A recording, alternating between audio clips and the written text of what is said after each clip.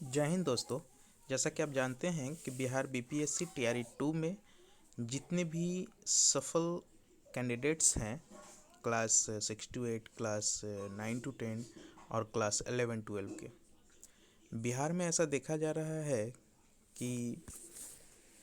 जितने भी selected candidates हैं जो अपना काउंसलिंग वगैरह करा चुके हैं और डाइट में ट्रेनिंग भी कर चुके हैं। हाल के दिनों में ही पेपर में बताया गया था 36,000 के आसपास कंप्लीट हो चुका है और बाकी के जितने भी कैंडिडेट्स हैं उनकी ट्रेनिंग ऑन गोइंग है 22 तारीख से। मैं इस संदर्भ में वैसे टीचर्स भी हैं जिन्होंने बीपीएससी में चयन होने से पहले वो कहीं पे काम कर रहे थे या काम कर रहे हैं, जैसे कि रेलवे हो गया, अदर स्कूल्स, प्राइवेट स्कूल्स हो गया, जैसे एयरफोर्स स्कूल हो गया, डीपीएस स्कूल हो गया, Delhi public school, De Nobili schools, इस तरह के जितने भी प्राइवेट या गवर्नमेंट संस्थाओं में काम कर रहे थे लोग, वो लोग आपस में किसी तरह से अपने पूर्व नियोक्ता को सूचित करके एनओसी लेकर के यहाँ पे आए थे और जितने भी बीआरसी सेंटर्स हैं बिहार में, वहाँ पे वो लोग अपना काउंसलिंग के बाद वहाँ अपना उपस्थिति बनाई थी और उसके बाद डाइट में प्रशिक्षण लिया था 15 दिनों का बीआरसी में और 15 दिनों का डाइट में। टोटल 30 दिनों से लोग आकर के अपने पिछले नौकरी को छोड़ करके आकर के यहाँ पे जमे हुए हैं और बिहार के जितने भी शिक्षा व्यवस्था के जो भी सुपीरियर्स हैं, सुपीरियर्स ऑफिसर्स हैं, जैसे कि हमारे आदरणीय के पाठक सर हैं और कुछ जिलों के डीएम्स हैं, दोनों के आपस में जो भी पत्राचार या जो भी ये हो रही है, इसके चलते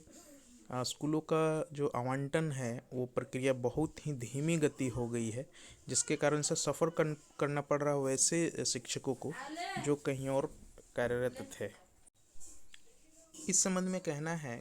हम एजुकेशन मिनिस्टर श्री आदरणीय नीतीश कुमार जी से और हमारे आदरणीय नव निर्वाचित या नव पदस्थापित कह सकते हैं या नव शपथ ग्रहित शिक्षा मंत्री हमारे बिहार सरकार के जो हैं वो, और अपने आदरणीय अपर मुख्य सचिव श्री के पाठक सर, या इस संदर्भ में जितने भी ज़िले के डीओ हैं, जितने भी ज़िले के डीएम्स हैं, सभी से हमारा आग्रह है कि वैसे शिक्षकों जो पहले पूर्व में कोई कहीं पे नौकरी में कार्यरत थे, उनको हो सकता है उस पर किसी न किसी प्रकार का लोन वगैरह भी किसी ने ले रखे होंगे अपने अपने जॉब के आलोक में। उनके बहुत सारे ऐसे भी होंगे जिनका आर्थिक स्थिति सही नहीं होंगी और वहाँ एक महीने आप सभी जानते हैं कि कोई भी, जैसे हमारा ये शिक्षा विभाग ही है, अगर हम यहाँ से अगर मान के चलिए हमारा किसी यूपीएससी या बीपीएससी में चयन हो गया, तो ऐसा तो नहीं है कि हम डायरेक्ट यहाँ से रिजाइन कर दिए और उसके बाद वहाँ का चयन प्रक्रिया में शामिल होने जाएंगे। ऐसा नहीं है, यहाँ से एनओसी ले सकते हैं और उसके बाद जाकर वहाँ शामिल हो सकते हैं। ऐसी स्थिति में आप लोग अधिक से अधिक 15 दिन या 20 दिन का ही छुट्टी देते हैं। ठीक इसी प्रकार केंद्र सरकार में भी अधिकतम 10 से 15 दिन में ही एक लगातार छुट्टी मिलती है। ऐसा नहीं है कि एक बार में हम 60 दिनों का छुट्टी डाल दिए हैं, क्योंकि पहले से ये नहीं पता था कि हमें कितने दिन लगने वाले हैं। और जब से हम लोग यहाँ आए हैं, काउंसलिंग कराने के बाद बीआरसी भेज दी गई, बीआरसी में 15 दिनों का ट्रेनिंग ओरिएंटेशन चला और उसके बाद इंडक्शन ट्रेनिंग के लिए भेज दी गई डाइट में, और उसके बाद वहाँ पे डाइट के बाद फिर से वापस बीआरसी भेज दी गई है। जब तक ये स्कूल अलॉटमेंट नहीं होता है तब तक क्या हुआ, पुराने नियोक्ता के द्वारा एब्सेंटी रेज कर दी गई है उस संबंधित शिक्षकों को जो वो पूर्व से कार्यरत थे किसी अन्य डिपार्टमेंट्स में, तो वो लोग को अब वहाँ से वेतन प्राप्त होना भी बंद हो गया है और यहाँ इन जितने भी ट्रेनिंग्स हुए हैं इनका कोई भी वेतन मिलने वाला नहीं है। ऐसा कुछ सूचना है नहीं कि मिलेगा ही। तो इस परिस्थिति में हम जितने भी माननीय मुख्यमंत्री, माननीय शिक्षा मंत्री और हमारे माननीय अपर मुख्य सचिव हमारे श्री के पाठक सर से और सभी जिले के डीओ और डीएम्स से आग्रह है कि स्कूल का जितने भी आवंटन से संबंधित प्रक्रिया है वो यथाशीघ्र तेज कर दी जाए, ताकि हम जैसे शिक्षकों या जो भी सफ़र कर रहे हैं इस प्रक्रिया के कारण से, उन लोगों को आसानी से और जल्द से जल्द स्कूल अलॉटमेंट कर दिया जाए और इसका निराकरण किया जाए ताकि उनका पोस्टिंग हो जाए और जल्दी से जल्दी उनका वेतन चालू कर दिया जाए, ताकि उनके जो भी आर्थिक संकट है, पारिवारिक संकट है या किसी प्रकार का लोन वगैरह चल रहा है, उनका ईएमआई चालू हो सके और उनका जीवन यापन में सुधार हो सके। देखिए, कुछ नए और फ्रेश वैसे कैंडिडेट हैं जो अपने माता पिता के ऊपर निर्भर हैं, उनको लिए तो कोई दिक्कत नहीं है, क्योंकि वो कल भी निर्भर थे और आज भी निर्भर हैं। जिस तरह से चल रही थी, हो सकता है उनके लिए 10 दिन या 1 महीने के लिए कोई बड़ी बात नहीं है, क्योंकि अब तक मान के चलिए 20 साल या 25 साल से ज़्यादा उम्र होंगी, तो अब तक दिक्कत नहीं हुई, तो उनके लिए 1-2 महीने कोई मायने ज़्यादा नहीं रखती हैं। लेकिन वैसे कैंडिडेट जो ऑलरेडी जॉब में हैं, उनकी घर की स्थिति उन्हीं के ऊपर निर्भर रहती है, उनके मिलने वाले वेतन के ऊपर ही निर्भर रहती है। अगर वही बंद हो जाए 1-2 महीने के लिए, तो उनका दिनचर्या और परिस्थिति जो है आप समझ सकते होंगे। आप उनके जगह खुद को रखिए सर। जितने भी हमारे शिक्षा मंत्री, हमारे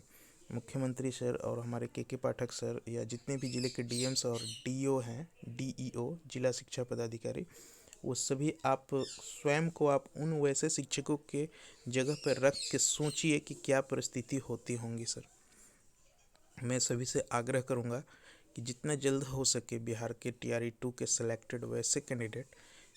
जो प्रशिक्षण ले करके बीआरसी और डाइट से वेटेड है, उनको वैतनिक रूप से विद्यालय प्रदान कर दी जाए, ताकि उनकी वेतन चालू हो जाए, ताकि वे आश्वस्त हो जाए कि हाँ, हमारा वेतन चालू हो गई है।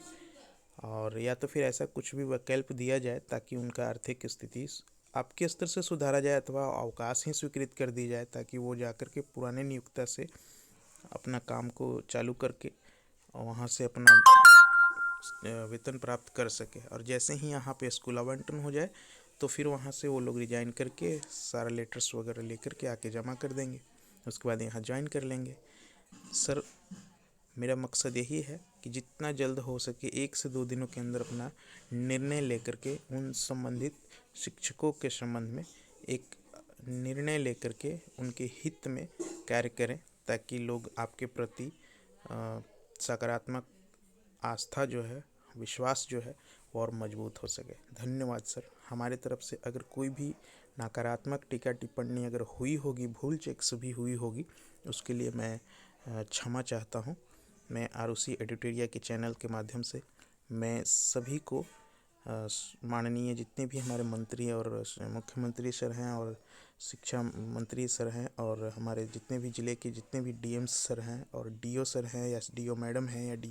डीएम मैडम हैं, सभी से आग्रह है कि हमारा जो रिक्वेस्ट है उस पर अपने स्तर से अमल करते हुए आवश्यक कार्रवाई करें श्रीमान। इसके लिए मैं हम सभी शिक्षक आपका सहृदय धन्यवाद